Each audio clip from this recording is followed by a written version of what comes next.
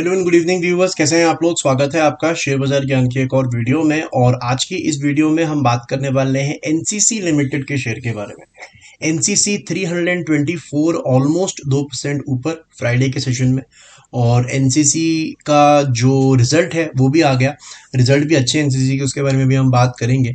अगर आप लोग चैनल पे नए हो तो चैनल को प्लीज़ सब्सक्राइब कीजिए ताकि रोज़ाना वाली जो वीडियोज़ हैं वो आपको लगातार मिलती रहे।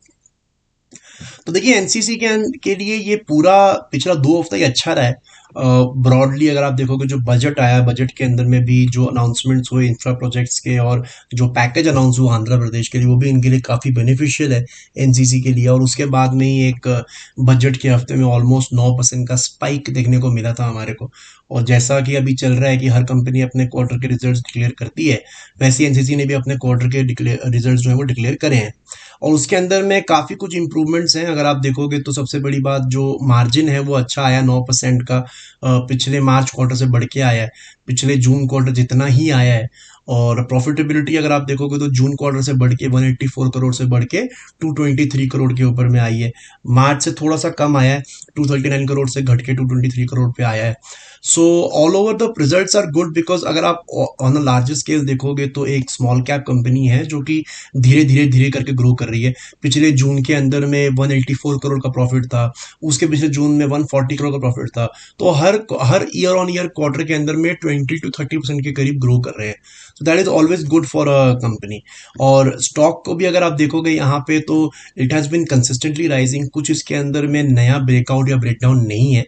It is a simple chart जो कि धीरे धीरे धीरे धीरे ऊपर जाता जा रहा है। और मेरा ऐसा मानना है कि अब एनसीसी के अंदर में जो बहुत ही एक स्ट्रॉन्ग सपोर्ट है वो 295 रुपए के करीब बन चुका है, विच इज गुड। बिकॉज जिन लोगों ने एनसीसी के अंदर में निवेश करके रखा हुआ है फ्रॉम द लेवल्स ऑफ 50, 60, 70, 100, 150, उनको भी अब एक नियर बाय सपोर्ट मिल रहा है यहाँ पे। और उनको भी अब ये बात अच्छी लगेगी सुन के कि अगर 295 पे हम अपना स्टॉप लॉस लगा सकते हैं on a closing basis, on a weekly basis, weekly charts के क्लोजिंग के ऊपर में अगर आप 295 का स्टॉप लॉस जो है वो लगा सकते हो तो आपके लिए भी अच्छा है। एक रिस्क रिवॉर्ड काफ़ी अच्छा बन जाता है। और ये पूरी की पूरी जो रैली है वो कहीं ना कहीं आप ग्रैब कर सकते हो, and if there is a correction in the market तो ये एक अच्छी चीज़ है। जितने भी लोग इसके अंदर में पोजिशनली इन्वेस्टेड हैं, ऊपर की तरफ में फिलहाल के लिए जो एक रेजिस्टेंस नजर आता है वो अराउंड 350 रुपये का नजर आता है एनसीसी के अंदर में। 350 के ऊपर में वीकली क्लोजिंग नहीं दे पाया है एनसीसी। अगर आप देखोगे तो पिछले हफ्ते लास्ट टू लास्ट वीक 364 तक गया था, लेकिन हफ्ता खत्म होते होते 350 के नीचे आ गया था। सो बेसिकली एक मोटी रेंज की अगर हम बात करेंगे तो 295 on the lower side and 350 on the upper side. और अभी चल का रहा है बिल्कुल उसके बीचों बीच 324 के ऊपर में।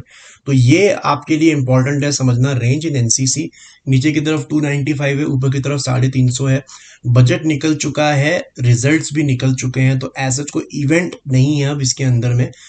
स्टॉक स्पेसिफिक जो भी होगा ब्रॉडली मार्केट के ऊपर में होगा। मार्केट अगर करेक्ट करती है, जो कि यहाँ से लग रहा है कि एक टाइम के लिए 24,000 बहुत ही अच्छा सपोर्ट है हमारी मार्केट के लिए, उसके नीचे अगर जाता है तो जितने भी स्टॉक्स ने अच्छा किया है पिछले 1 साल के अंदर में, 1.5 साल के अंदर, वो सारे ही करेक्ट होंगे।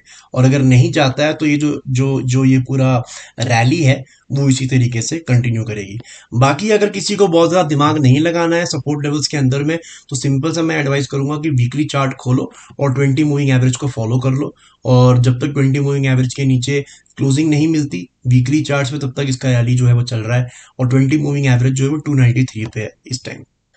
तो दोस्तों ये था मेरा आज का वीडियो एनसीसी। आई होप आपको लेवल्स और रिजल्ट्स जो है वो समझ में आए। कोई सवाल है आपका तो आप कमेंट सेक्शन में ज़रूर डालें।